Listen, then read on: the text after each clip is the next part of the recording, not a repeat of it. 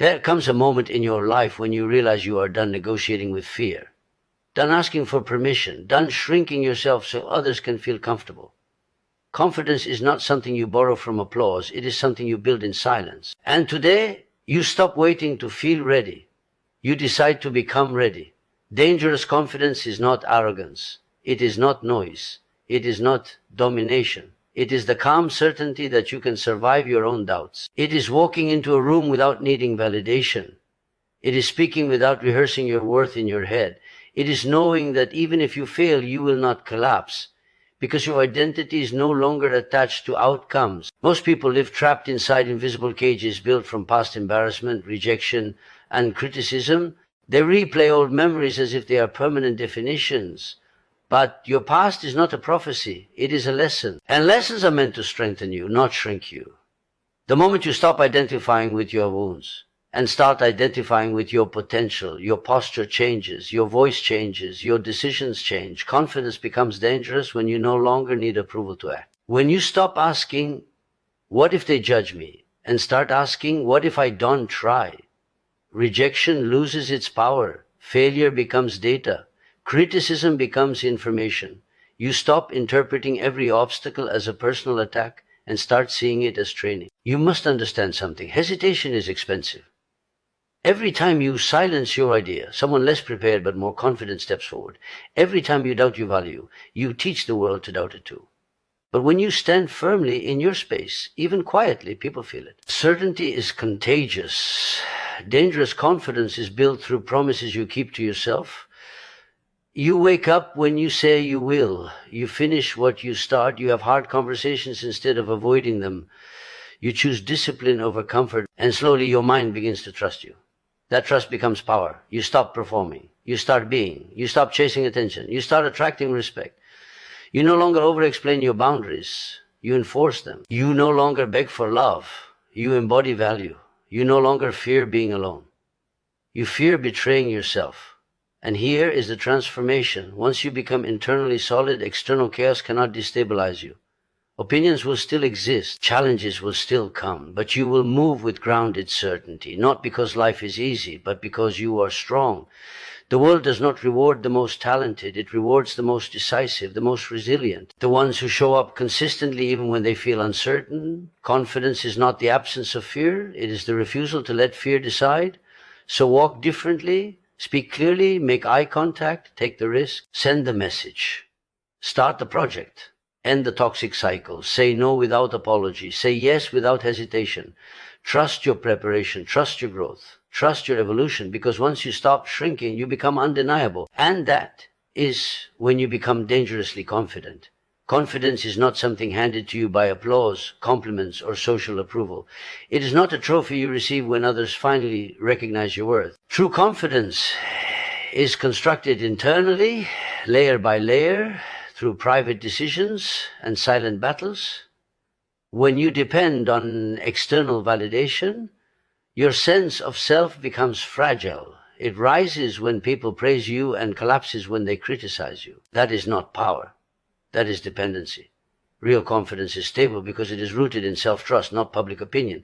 Many people spend their lives chasing approval without realizing it. They adjust their personality to fit the room. They soften their voice to avoid disagreement. They hide their ambitions to avoid intimidation. In doing so, they slowly disconnect from their authentic identity. The more you seek validation from outside, the more authority you give away. Your mood becomes controlled by comments. Your courage becomes dependent on encouragement. And your self-worth becomes negotiable. Internal confidence begins the moment you reclaim that authority. Building confidence internally requires honesty. You must look at your weaknesses without dramatizing them and at your strengths without minimizing them. You accept that you are imperfect, yet capable. You stop comparing your beginning to someone else. Highlight real. You understand that growth is personal, not competitive. This awareness shifts your focus from impressing others to improving yourself. And improvement, repeated consistently, builds undeniable self-respect. Self-respect is the foundation of internal confidence. Every time you keep a promise to yourself, even a small one, you strengthen it. When you commit to waking up earlier, and you do it, your mind registers reliability. When you choose discipline over distraction, your identity shifts slightly. You begin to see yourself as someone dependable, This internal record of kept promises becomes evidence, and evidence creates belief. You no longer need someone to tell you that you are capable because you have proof.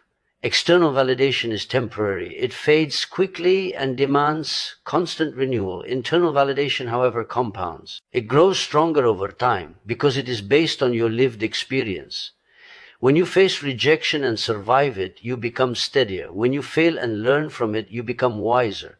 When you stand alone in your decisions and remain firm, you become stronger. Confidence built this way cannot be taken from you because it was never given to you. There will always be opinions, judgments, and shifting standards in the world. If your confidence depends on them, you will constantly feel unstable. When it comes from within, criticism becomes information rather than identity. Praise becomes appreciation rather than addiction. You remain grounded regardless of the noise. Internal confidence does not make you loud or aggressive. It makes you calm. It allows you to walk into a room without shrinking or performing. It allows you to speak without over-explaining. It allows you to pursue goals without broadcasting them for approval. You move differently because your foundation is solid. When confidence is built internally, it becomes quiet power. It becomes certainty without arrogance. It becomes resilience without stubbornness. And most importantly, it becomes freedom. The freedom to be fully yourself without asking the world for permission. Your past is a chapter, not the entire story. It contains memories, mistakes, victories, losses, lessons, and moments that shaped you, but it does not own you. Too many people unconsciously allow old experiences to become permanent labels. A single failure becomes, I am not capable. A rejection becomes, I am not worthy. A betrayal becomes, I cannot trust. Over time, these interpretations harden into beliefs, and those beliefs quietly dictate the direction of life. But the truth is simple and powerful. What happened to you is not the same as who you are. Every experience carries information, not identity. When something painful happens, the mind tries to protect you by creating conclusions. If you failed publicly, it might convince you never to try again. If you were criticized, it might tell you to stay silent. If you were abandoned, it might urge you not to get close to anyone. These conclusions feel safe, but they are prison. They limit your future based on outdated circumstances. Growth begins when you question those conclusions instead of obeying them.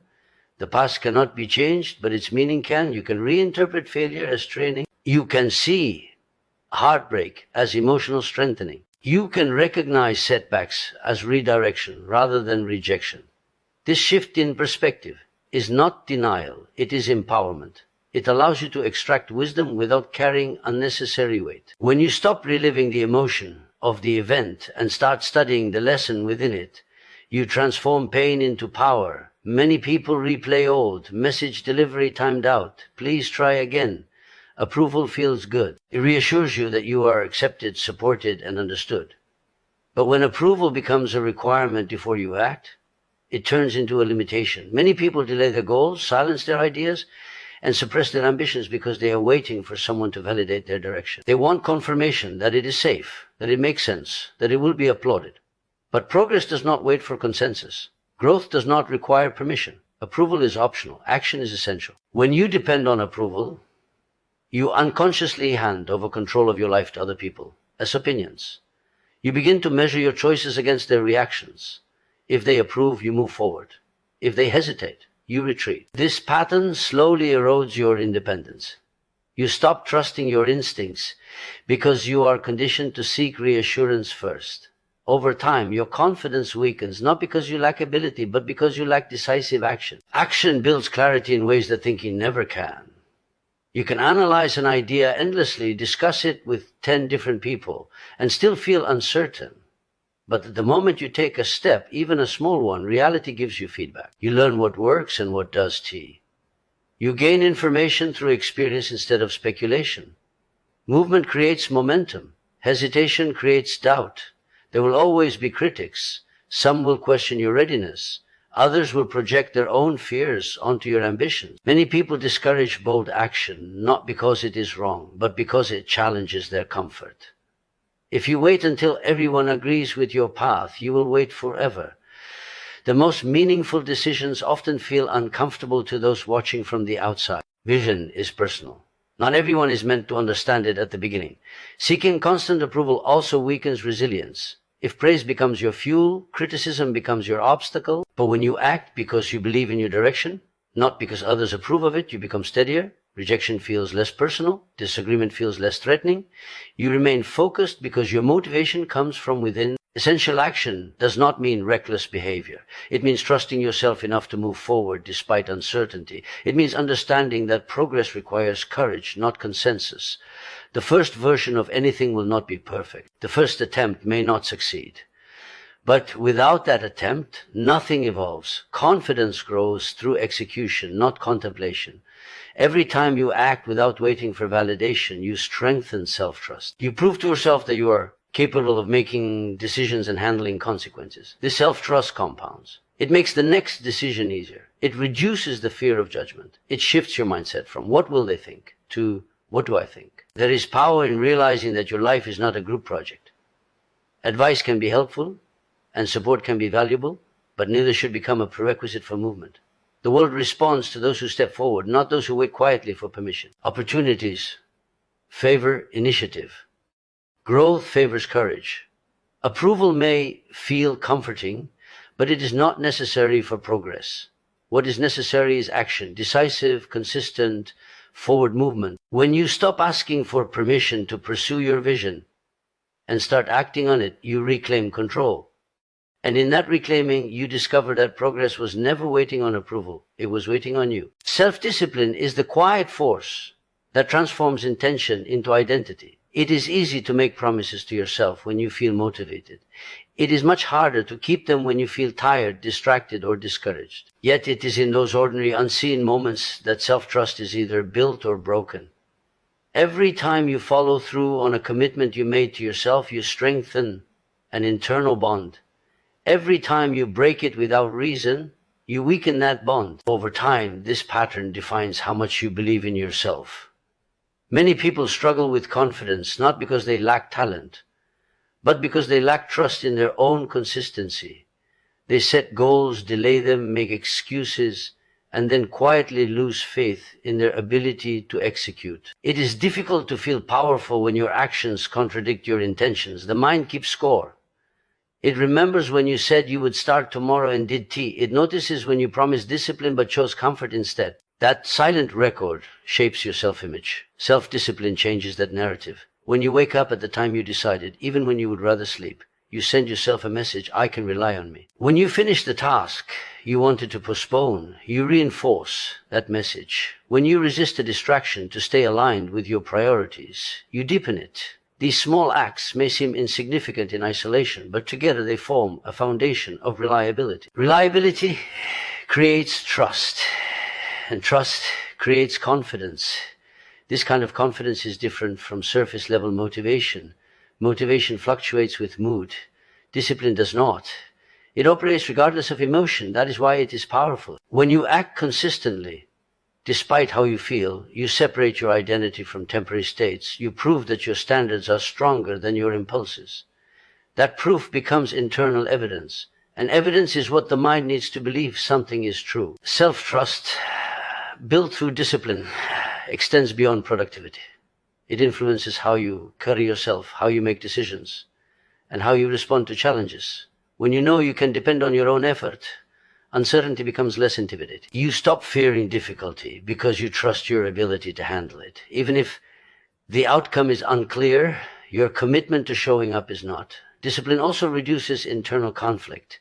When your actions align with your stated values, there is peace. You are no longer negotiating with yourself throughout the day. You are no longer justifying why you did follow through. Alignment creates clarity. Clarity strengthens identity.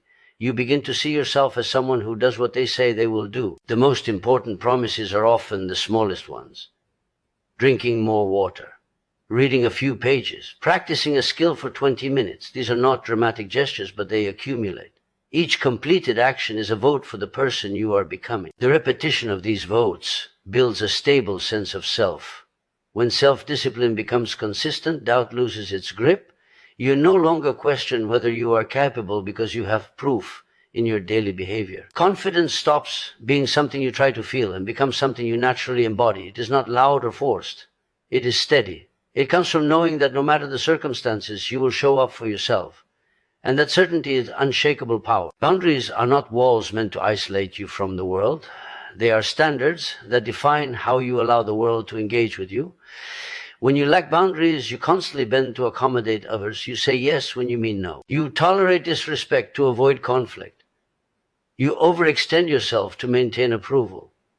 Over time, this pattern drains your energy and quietly erodes your self-worth. But the moment you establish clear boundaries, something powerful happens. You begin to communicate that your time, emotions, and values are not negotiable. Self-respect is the foundation of strong boundaries. It is the internal decision that you are worthy of consideration, honesty, and fairness. Without self-respect, boundaries feel uncomfortable. You may fear being seen as difficult, selfish, or cold. You might worry that asserting your needs will push people away.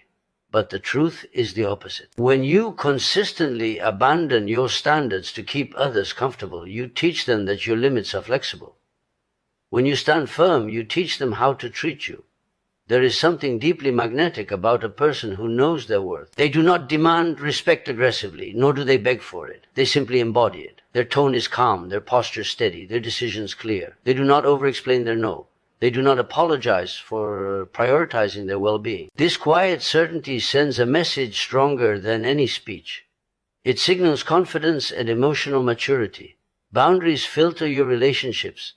They reveal who values you and who only values access to you. When you begin to enforce standards, some people may resist. Those who benefited from your lack of limits might feel uncomfortable. But that discomfort is informative. It clarifies who respects your growth and who preferred your compliance. In this way, boundaries protect your peace and refine your circle. Self-respect also transforms how you relate to yourself. When you refuse to tolerate behavior that contradicts your values, you strengthen your identity. Each time you honor your limits, you reinforce that your feelings matter. This internal reinforcement builds confidence. You stop feeling resentful because you are no longer betraying yourself for temporary harmony. Peace replaces frustration. Magnetism is not about pleasing everyone. It is about authenticity. People are naturally drawn to those who are secure in their standards because it creates emotional safety. Clear boundaries reduce confusion.